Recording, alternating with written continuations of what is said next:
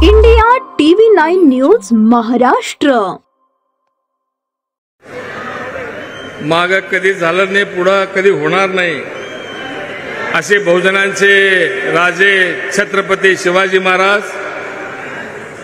हिंदू हृदय सम्राट श्रद्धेय बाळासाहेब ठाकरेजी, धर्मवीर दिघे साहेब यांच्या पवित्र स्मृतीस अभिवादन करून, जहाज को जो डुबाता है उसे तूफान कहते हैं. जहाजों को जो डुबाता है उसे तूफान कहते हैं. ऐसे तूफानों को टकराने वाले को एकनाथ शिंदे कहते हैं.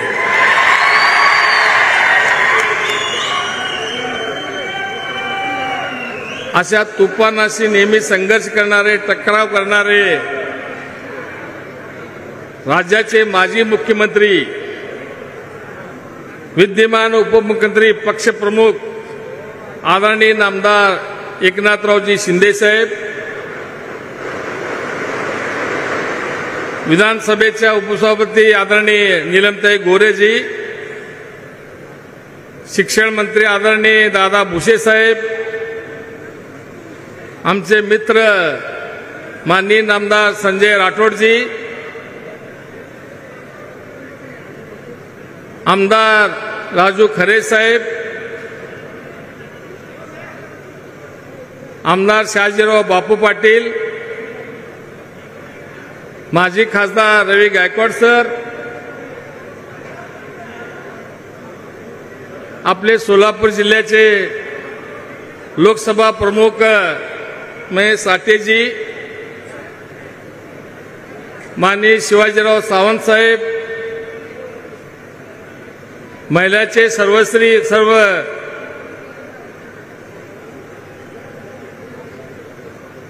आपले बोरामणीचे अनिताताई माळगेजी, पारंडेताई, राठोडताई, आमचे तालुका प्रमुख संजय देशमुखजी,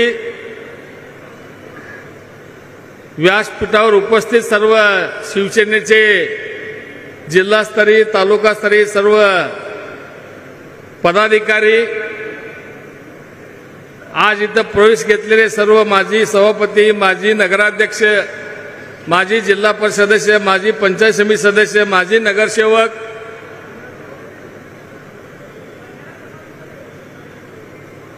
आमचे बंधू शंकर मेत्रे,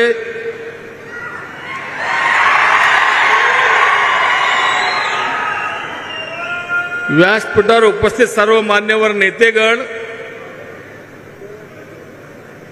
जवळजवळ 10.5 तासापासून आपण इथं उपस्थित असलेले, खरं म्हणजे तुम्हाला किती नतमस्तक व्हावं तेवढे कमी आहे. उपस्थित सर्व माझ्या माता भगिनी आणि बंधूंनो आणि पत्रकार मित्र,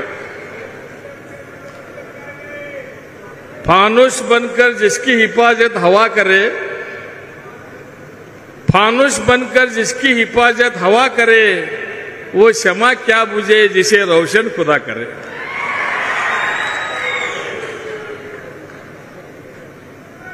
उशीर झाला, साहेबांचे आभार मानावे तेवढे थोडेच आहेत. साहेबांच्या मुलाचा कार्यक्रम होता आज मुंबई डोंबिवलीमध्ये. मेघडंबरीचं छत्रपती शिवाजी महाराज पुतळ्याचं अनावरण होतं. त्यांचे चिरंजीव खासदार श्रीकांत शिंदे साहेब खासदार आहेत त्या मतदारसंघातले, तिथले 6 वाजता कार्यक्रम होता. तरी पण ते कार्यक्रम सोडून साहेब आम्हाला प्रवेश देण्यासाठी आले. त्याबद्दल साहेब तुमचे कोटी कोटी आभार आहेत. आमचे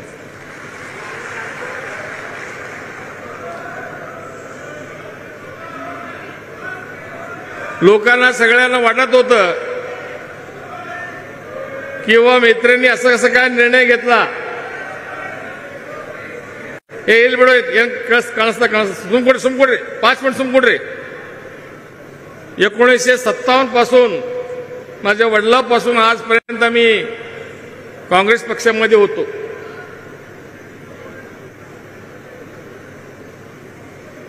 ह्या 6 महिन्यामध्ये मागच्या विधानसभेच्या वेळी जे लोकांनी मला 1 लाख मतदान दिलं ते सगळे लोक म्हणायचे आता काहीतरी तुम्ही निर्णय घ्यायला पाहिजे.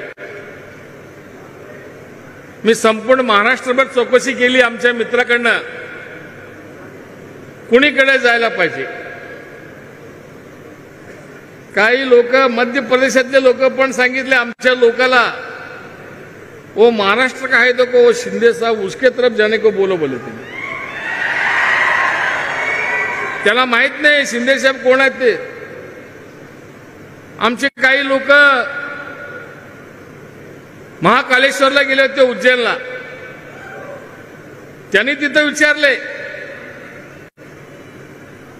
आमच्या मित्रांचं काहीतरी चाललं इकडे तिकडे जायचं कुठं जायचं पाहिजे. त्यांनी म्हणले वो महाराष्ट्र में है देखो तुम्हारा वो शिंदे बोलकर है कोई तो एकनाथ शिंदे उनके पास जाओ बोलो वो आगे का बहुत बड़ा होने वाला बोले. वो साक्षात महादेवांचा आशीर्वाद मिळालेली व्यक्ती आहे. मला ओळखतेच साहेब मी पण त्यांच्याबरोबर काम विधानसभेत होतो. साहेब त्यावेळी विरोधी पक्षनेते होते नगरविकास मंत्री होते. साहेबांना आठवते की नाही माहित नाही.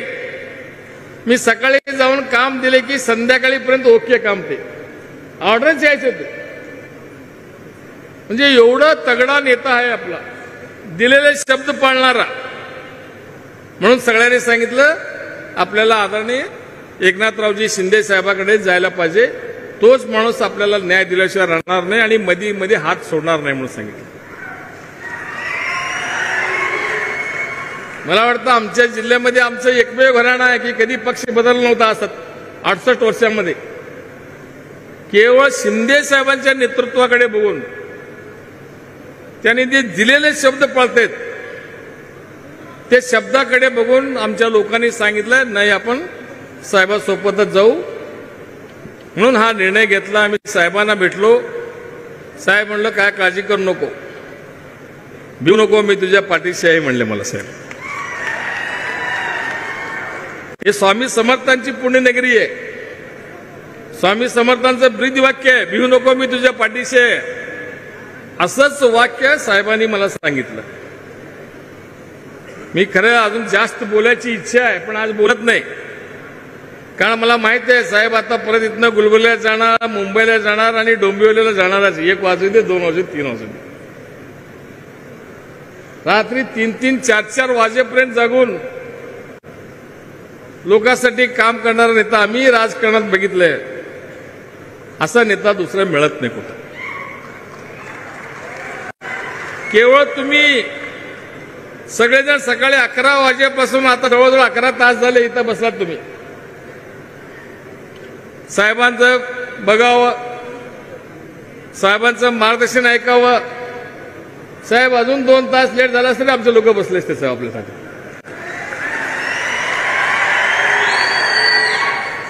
मी जास्त वेळ घेत नाही. साहेब आपण आलात आम्हाला फार बरं वाटलं. एअरपोर्ट बसलो होतो मी राजू खरे उत्तम जानकर अभिजित पाटील आणि आपले चौगुले साहेब. तिथं फोन आला कॅन्सल झाला कार्यक्रम म्हणून. अधिकाऱ्यांनी चुकीचं सांगितलं. तिथं साहेबांचं सोलापूरला यायचं कॅन्सल झाले गुलबर्ग्याला चालले तसं सांगितलं नाही त्यांनी. मग चिडले राजू खरे उत्तम जानकर चौगुले ते एसीपीला चांगलं झापले त्यांनी फोनवर. आता ते शब्द बोलत नाही मी तर जाहीररित्या साहेबांसमोर.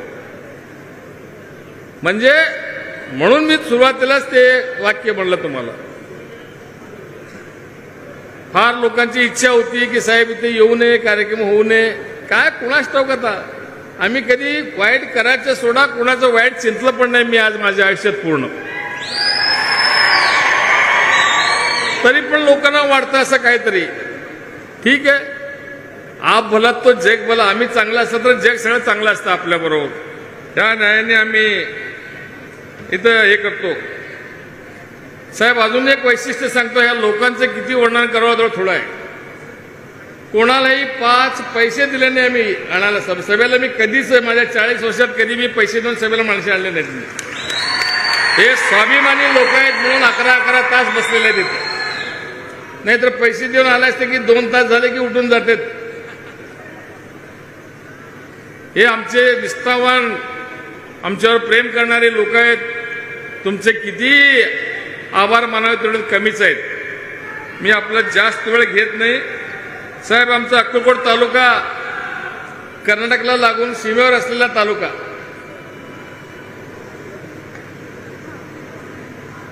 कर्नाटकच्या सीमेला लागून असलेला तालुका. इथं बोलते सगळे कन्नड, लिहिता वाचता येत नाही जास्त लोकांना, पण बोलीभाषा कन्नड आहे. कर्नाटक जवळ असल्यामुळे त्यांचे रूढी परंपरा संस्कार पण कर्नाटकचे आहेत आमच्यावर. राठोड साहेबांना माहित आहे, नेहमी येते. त्यांचा बंजारा समाज पण इथं जास्त आहे. इथं आमच्या तालुक्यात देगाव एक्सप्रेस कॅनलचं काम मंजूर झालेलं आहे. निम्म काम आणून सोडलेलं आहे. मी परत त्याला आपणच मुख्यमंत्री असताना 400 कोटी मंजूर केलेत. ते निधी अजून वितरित झालं नाही आम्हाला. तेवढं ते काम झालं तर आमच्या जवळजवळ 17,000 हेक्टर जमीन पाण्याखाली येणार आहे. त्यासाठी आपण ते मंजूर झालेले त्याचा निधी आम्हाला मिळवून द्यावा एवढंच विनंती करतो. आणि आमच्या गावात एक बबला म्हणून शेवटचं जे आज केतीवर इथं कुर्नूर धरणात पाणी जातं बोरीवर, तिथं बबला आहे. तिथं सर्वे पण झालेला आहे. जास्त नाही, त्याला काय 40-50 कोटी रुपये लागणार आहेत. ते झालं तर त्या भागातले जवळजवळ 30-40 गावाला त्याचा फायदा होणार. आमच्या तालुक्याचा एकमेव असा तालुका आहे, 3 नगरपालिका आहेत. अक्कलकोट, मैंदरगी, दुधनी, तिन्ही नगरपालिका क वर्गातले आहेत सगळे. त्यामुळे यात नगर कामं करण्यासाठी आम्हाला निधीची फार आवश्यकता भासते. म्हणून मी आपल्याला विनंती करतो, तिन्ही नगरपालिकाकडून, तिन्ही नगरपालिकेला जर आपण 100 कोटी दिले तर 300 कोटीचा निधी दिला तर खातं आपल्याकडे, त्यामुळे काय अडचण नाही. तेवढे 300 कोटीची निधी द्यावा म्हणून असं मी आपल्याला विनंती करतो. इथं लहानसं धरण आहे साहेब, पूर्ण धरण आमच्या तालुक्यात. आम्हीच त्यावेळी बांधलेलं आहे आमच्या काळामध्ये. त्या धरणावर, जसं उजनी धरणावर आपण ज्या प्रकारे पर्यटन विकास झाला आहे, त्याच धर्तीवर कुर्नूर धरणावर सुद्धा पर्यटन विकास व्हावा आणि त्यासाठी निधीची उपलब्धता करून द्यावी असं मी मागणी करतो. अक्कलकोट तालुक्यात MIDC पण व्हावी असं मी विनंती करतो. अजून एक सगळ्यात महत्वाचा प्रश्न साहेब, एकरूप उपसा सिंचन योजना पूर्ण झाली. तिकडे जे दक्षिण सोलापूर तालुक्यात पण माझ्या मतदारसंघात आहे. बाकीच्या गावाला पाणी आलं, पण अजून 14 गावं राहिलेत. ते बाजूला लागूनच आहेत. ते जास्त नाही, त्याला फक्त एक 1.5 TMC पाणी जर आम्हाला उजनीमध्ये आरक्षण करून मिळालं तर ते 14 गावाला पाणी मिळू शकतं. ते फार दिवसापासून, फार वर्षापासून प्रलंबित आहे साहेब. आपल्या हातून ते निश्चित काम होणार आहे. त्या 14 गावासाठी आपण तो प्रश्न मार्गी लावावा. आणि सगळ्यात महत्वाचं म्हणजे आमचं बोरामणी विमानतळ 10 वर्षापूर्वी मंजूर झालेलं. बाकीच्या आमच्या नंतर गुलबर्गा झाला, गुलबर्गा चालू झालं. ते आता कार्गो आहे साहेब. ते विमानतळ मध्ये थोडं निधी देण्याचा प्रयत्न झाला, पण निधी पूर्ण मिळाला नाही. ते कुठलं माळडोक, एकच पक्षी आहे साहेब तिथं. ते माळडोकचं कारण दाखवतात. जर तिथं जर विमानतळ झालं बोरामणीचं तर आमचं सोलापूर, उस्मानाबाद, लातूर आणि बाजूचं इकडे विजापूर जिल्ह्याला सुद्धा त्याचा फायदा होणार आहे. शेतकऱ्यांचा माल, सकाळी पिकलेला माल जगाच्या कानाकोपऱ्यात संध्याकाळपर्यंत पोहोचणार आहे. त्यासाठी आपण आम्हाला निधीची तरतूद करून द्यावी एवढंच या प्रसंगी सांगतो. परत एकदा आपण अक्कलकोटच्या नगरीमध्ये प्रथमच आलात, त्याबद्दल अक्कलकोटवासियांच्या वतीनं मी आपलं मनपूर्वक स्वागत करतो. असंच आपलं हात प्रेम आमच्या पाठीशी राहावं, कारण या उद्देशाने आमच्या लोकांना फार त्रास दिले साहेब, फार त्रास झालेला आहे. ते निदान ते त्रास कमी व्हावा आणि विकास कामाला निधी उपलब्ध व्हावा एवढं मी आपल्याला विनंती करून माझे 2 शब्द संपतो. आणि जाता जाता फक्त एकच गोष्ट सांगतो 2 मिनिटातच. लोकांना फार चिंता पडली आणि पक्षांतर का केलं म्हणून. आज पक्षांतराचा कार्यक्रम आहे म्हणून 2 पक्षाची गोष्ट आठवली मला. एक शिकारी होता, फार फिरला शिकार करण्यासाठी, कुठं शिकार मिळालं नाही. त्याने जाऊन एका झाडाखाली झोपला, पडला असं. ते झाडावर एक कोकिळ येऊन बसलं. त्याला वाटलं आला बाबा आपलं कारण काहीतरी. त्याने तीर काढला मारण्यासाठी. ते कोकिळ सुरेख आवाजात गाणं म्हणू लागलंय. अरे केवढं सुरेख गळा यायचं, असल्या प्राण्याला आपण मारणं बरोबर नाही. म्हणून त्यांनी परत ते सोडला, तिथंच बसला. एक थोड्या वेळाने कोकणीच्या बाजूला कावळा येऊन बसला. साठे साहेब, कोकणीच्या बाजूला कावळा येऊन बसला आणि ते त्याच्यावर घाण केलं तरी शिकाऱ्यावर. आधी शिकारी हातात बाळ तीर म्हणलं चायला आमच्यावर घाण करता काय नाही, उचलला आणि मारला त्याला. कावळा हुशार, तीर सुटायला ते उडून गेलं आणि ते कोकिळला लागलं. कोकिळ धप्प दिशी खाली पडलं. यांनी बघायला गेला, बघितला रे कोकुळ.